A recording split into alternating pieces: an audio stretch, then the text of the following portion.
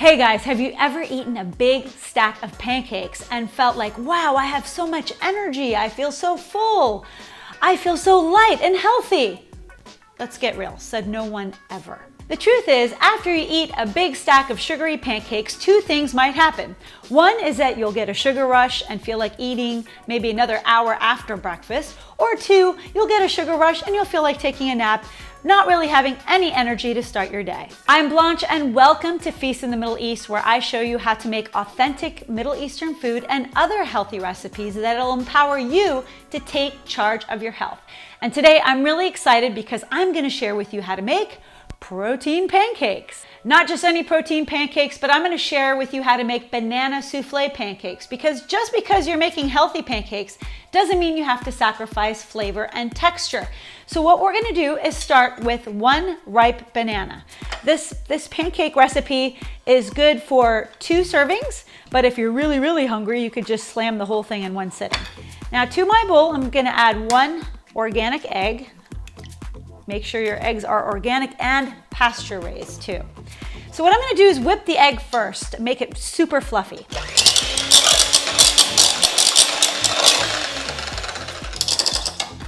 Now to the egg, I'm going to add the ripe bananas.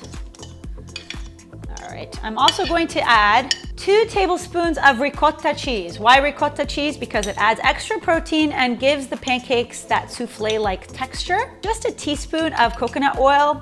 If you don't have coconut oil and you prefer to use butter, you can use that too. Just adds another level of richness and keeps the pancakes nice and fluffy. I'm going to whip up the wet ingredients together, just like this.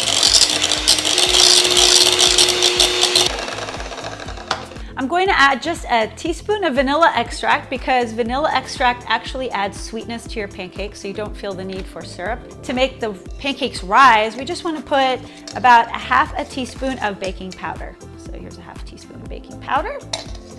Now time for the flour. Now you might think I'm going to use traditional flour. No, I'm not. I'm going to use protein powder. Why protein powder? Because it's not going to raise your glycemic index and it'll keep you full. This particular protein has 26 grams. That's 26 grams of very filling protein. What I want to teach you now though is not all protein powders are created equal.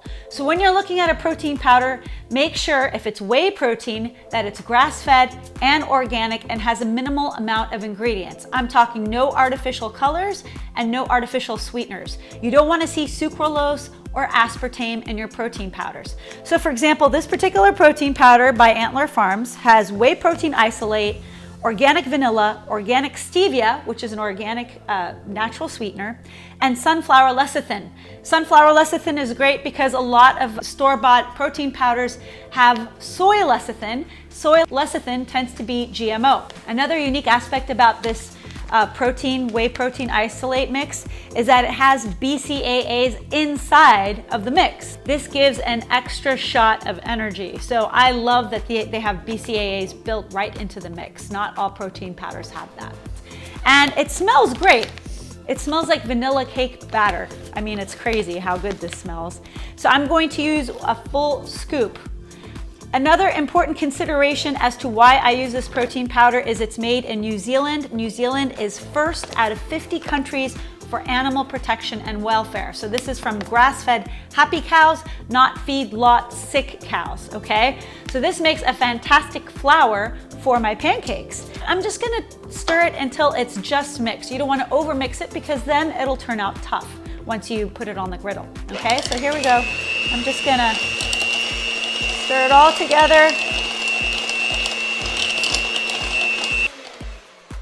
All right, so what I like to do is just put some coconut oil on my griddle pan. It's not necessary, but it adds some extra flavor, makes it brown nicely. You know, a lot of people after my last video on my green smoothie of how I break my fast after I'm intermittent fasting, they're like, well, why don't you show us how to make a hot breakfast? And immediately these came to mind because this is my go-to for a hot breakfast. After I've been teaching a couple of fitness classes and I make this for myself, I feel like I'm pampering myself. This makes either 4 small pancakes or 2 supersized pancakes. As soon as you start seeing the holes, you turn them over and you're good to go. I got the idea to make these pancakes when I went to this restaurant in San Francisco that had these lemon souffle pancakes. and they were outstanding, but then the restaurant closed. It was called Furneaux's Ovens.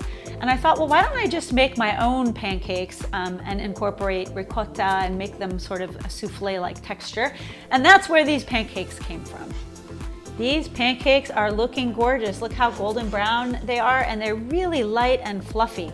Isn't that beautiful? So if you've seen my other recipes, you know that condiments and toppings are my jam. I'm gonna add some creme fraiche. So we'll just kind of spread it around like this.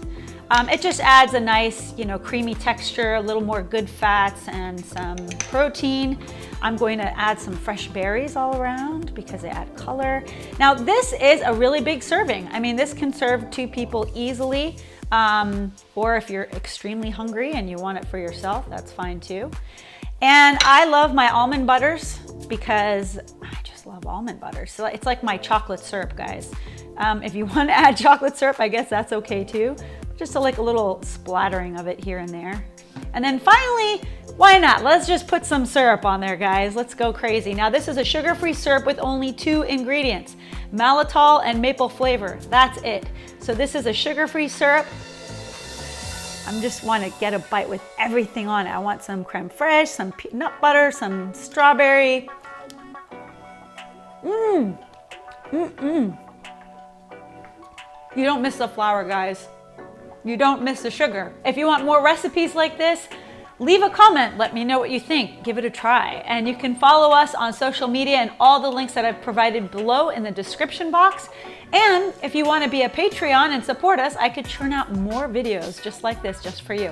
I will provide the Patreon link again below. So follow me on Facebook at Blanche's Feast in the Middle East, Instagram at Blanche Media, and on Twitter at Blanche Media. Until next time, sahtain and good health to you. This is how you feast after a fast. That's what I'm talking about.